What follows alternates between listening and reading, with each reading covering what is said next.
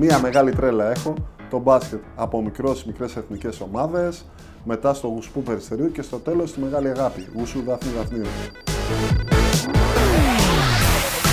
Το αγαπημένο μου φαγητό, ο μουσακάς της μαμάς μου, δεν παίζει αλλού. Μην φανταστείς τρελά πράγματα, μανάβι, χασάπι, κάνα σούπερ μάρκετ, λίγο σκαλίζω τον κήπο και μέχρι εκεί, τίποτα άλλο. Το αγαπημένο μου μέρος στο Χαϊδάρι τώρα τελευταία έχει γίνει το Δημαρχείο.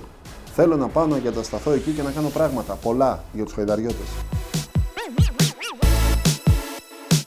Να το ψηφίσει γιατί έχει απεριόριστη τρέλα και έχει ένα ταλέντο. Να κάνει τα απίστευτα απλά. Γιατί σε όλα αυτά τα χρόνια έχω δώσει χαρά και ανακούφιση σε πολύ κόσμο. Και πίστεψέ με, αυτό δεν πληρώνεται με τίποτα. House of Cards. Αδιαπραγμάτευτα. Το έχω λιώσει επανειλημμένα.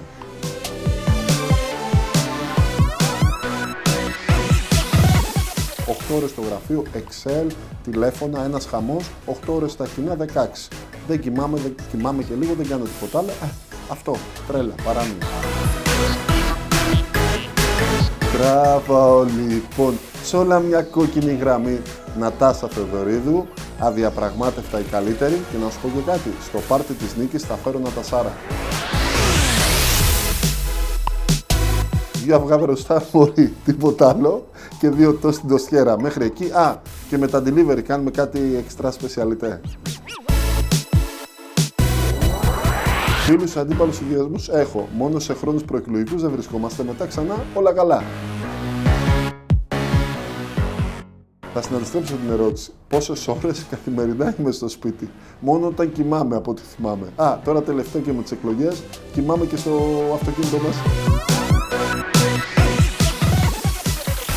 Τώρα εδώ κανονικά έπρεπε να στο παίξω κουλτούρα, να σου πω λίγο, μέτρια, καθόλου. Όμως θα σου πω την αλήθεια, ένα οχταράκι το χτυπάω.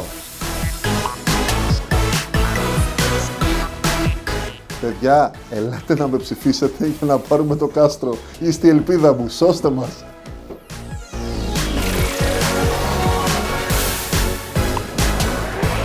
Το πρώτο πράγμα που θα κάνω σαν δήμαρχος είναι να πάρω έναν καφέ στο χέρι, να φύγω από το σπίτι μου και να πάω στο Δημαρχείο με τα πόδια. Και να αρχίζω να μιλάω με τον κόσμο. Αυτή είναι η πρώτη επανάσταση.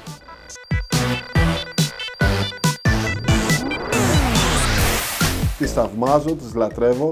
Αυτή την περίοδο έχω και 22 γυναικάρες υποψήφιες στο συνδυασμό μου.